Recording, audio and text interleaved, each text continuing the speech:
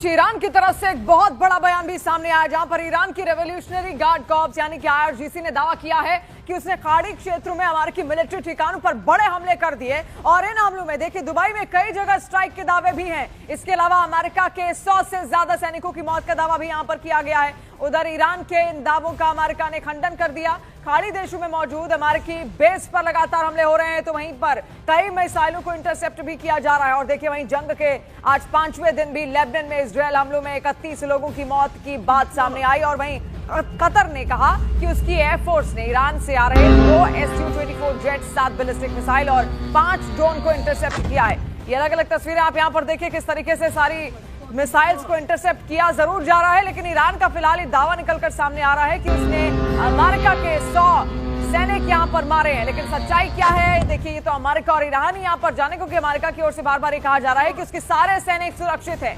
और इस बीच देखिए अमेरिका और ईरान के बीच बढ़ते तनाव के बीच अब एक और बड़ी खबर सामने आ चुकी है। हिंद महासागर क्षेत्र में, जहां हिंद महासागर में अमेरिकी पनडुब्बी ने एक ईरानी युद्धपोत पर अटैक किया और उसे डुबो दिया। श्रीलंका के तट के पास ये हमला यहां पर हुआ है। श्रीलंका के डिप्टी फॉरेन मिनिस्टर के दावे के मुताबिक ईरानी वॉरशिप पर हुए इस हमले में कम से कम 80 लोगों की मौत हुई। श्रीलंका की नेवी ने 32 घायल नौसैनिकों का रेस्क्यू कर उन्हें अस्पताल में भर्ती करा दिया है। ये तस्वीर आप देखिए अलग अलग जगहों से, और खासतौर पर ये जो पूरा क्षेत्र आप यहां पर देख रहे हैं श्रीलंका के तट का इलाका, वहीं पर जो समुद्री इलाका है वहां पर अमेरिका ने ईरान के युद्धपोत पर यह हमला किया, जिसमें 80 लोगों की मौत की खबर यहां पर सामने आ रही है और कई इसमें जख्मी हैं, जिनको खुद श्रीलंकाई सरकार की ओर से अब इलाज मुहैया कराया जा रहा है।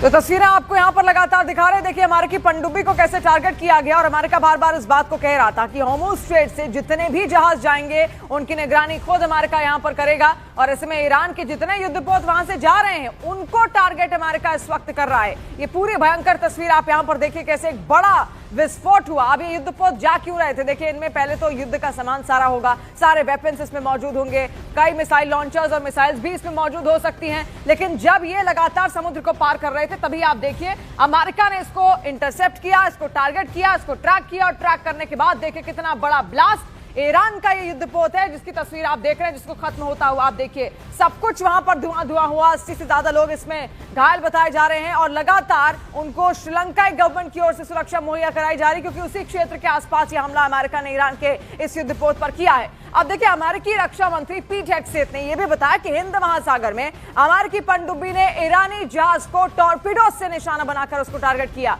और जहाज पर लगभग 180 नौसैनिक सवार थे। लापता लोगों की तलाश के लिए सर्च ऑपरेशन और रेस्क्यू किया जा रहा है। ये ईरानी युद्धपोत पिछले महीने भारत के विशाखापट्टनम में आयोजित 2026 इंटरनेशनल देखिए एक कार्यक्रम वहां पर रखा गया था, उसमें भी शामिल इसको किया गया था। लेकिन फिलहाल आप उसकी तस्वीर देखिए किस तरीके से पूरी तरीके से उसको खत्म कर दिया है अमेरिका ने। The first sinking of an enemy ship by a torpedo since World War II. Like in that war, back when we were still the War Department, we are fighting to win. Also, yesterday, और देखिए बहुत बड़ी खबर इस वक्त आ रही है Tehran से, जहां के सरकारी टीवी चैनल के दफ्तर पर इजरायल का एक बड़ा अटैक हुआ है। इस हमले का वीडियो भी सामने आया, जहां पर इजरायली डिफेंस फोर्स ने इस हमले को अंजाम दिया है। तस्वीर आपको हम दिखाएंगे एक टीवी चैनल पर, सरकारी टीवी चैनल जो कि ईरान का सरकारी टीवी चैनल था, उस पर ब्लास्ट किया गया है, उसको टारगेट किया गया है यहां पर इजरायल की ओर से। देखिए टीवी चैनल्स की बहुत बड़ी भागीदारी होती है। जिस तरीके से इजरायल में आपने देखा कई सारे टीवी एंकर्स उस वक्त रो रहे थे जब खमनेई की मौत की पुष्टि यहां पर हुई थी, और उसके बाद वो धमकाने की कोशिश अमेरिका और इजरायल को कर रहे थे, और उसी को आप टारगेट यहां पर इजरायल ने किया है। और आप देखिए पूरा जो ब्लास्ट हुआ ईरान की राजधानी तेहरान में हुआ है, और तेहरान में जब ये ब्लास्ट हुआ तो ये जहां ब्लास्ट हुआ है वहां एक सरकारी टीवी चैनल की इमारत थी और उसी को टारगेट किया गया है।